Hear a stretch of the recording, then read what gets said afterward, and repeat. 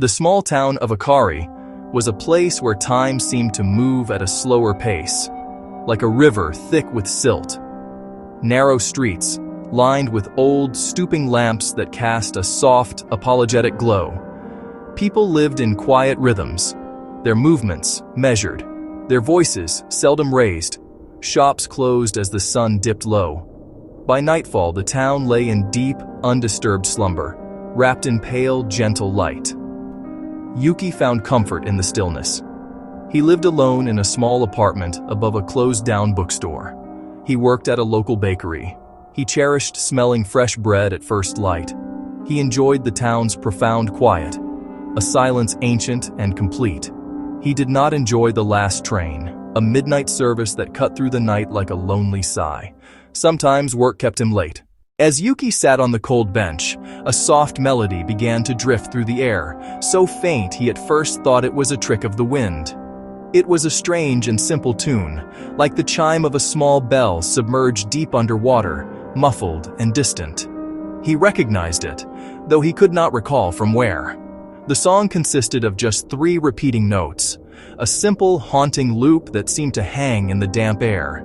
He glanced around the empty platform, searching for the source of the music, but there was no one else in sight. The night felt staged. The shadows were unnaturally long and sharp, stretching like grasping fingers across the wet concrete. The pale light seemed to collect in small, isolated pools, leaving the corners in deep, impenetrable darkness. A light breeze stirred, the chill seeping deeper than the damp air could account for.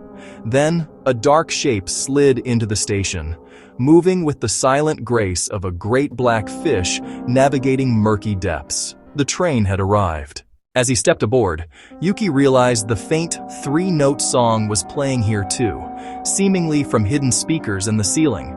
He chose a seat by the window and settled in for the journey home. The doors hissed shut. No other passengers had boarded. The train began to move, the lights of Akari sliding past like tiny fireflies winking out one by one. A faint melancholy mixed with the feeling of safety inside the moving carriage. All the while, the song continued its endless, gentle loop. 1, 2, 3. 1, 2, 3. At the next station, the platform was just as deserted. A lonely island of light in a sea of black. No one got off.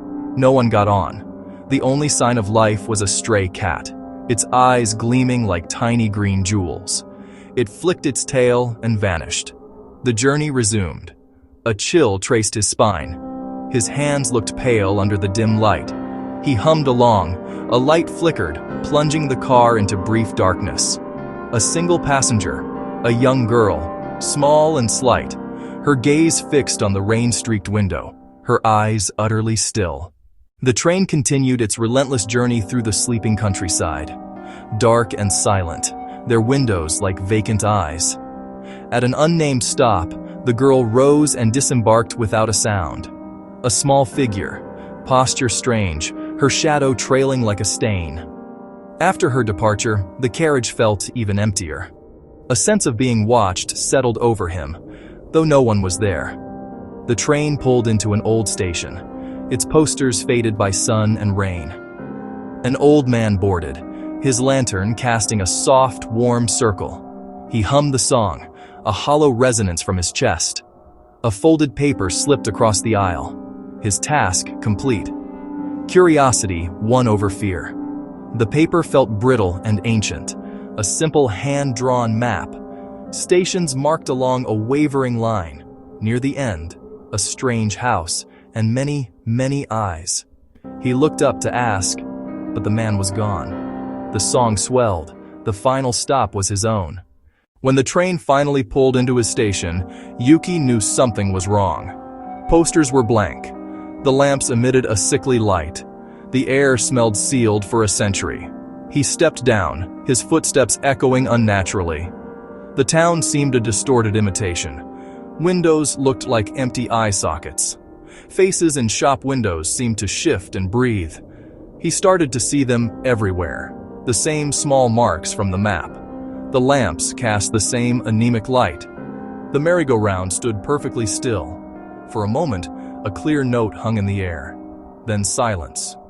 The melody felt woven into his breath. He felt he had not left the train at all, but that it had expanded to encompass his world. At his door, he sensed someone listening on the other side. The room was as he left it. But on the table sat the girl's plain bag. He wound it, and the same 3 notes filled the room. On the table, beneath the box, lay a small note. "We have room for one more." He read it 3 times. The letters seemed to brand themselves onto the paper. A chill spread through his body. Across the street, a light blinked on and off. A silent pulse. He caught his reflection and flinched. He looked like all the others he had seen tonight. The melody did not stop. It filled every corner of the room. Then, soft, patient fingers tapping in time with the music. 1, 2, 3. A pause. 1, 2, 3. He lunged for the lock. The heavy click echoed, and the tapping stopped. He did not sleep. The night thickened, pressing on the glass. Its final note hung, never quite resolving. A ghost train forever arriving, forever departing beneath the floorboards of his life. At dawn, a neighbor looked up and saw Yuki sitting perfectly still. The neighbor waved. Yuki did not move. Akari awoke as it always did. Lamps clean, bread warm, slow, familiar smiles. And at the station, if you listened, a thin song like a bell underwater. And a seat, always warm, always empty. A map with many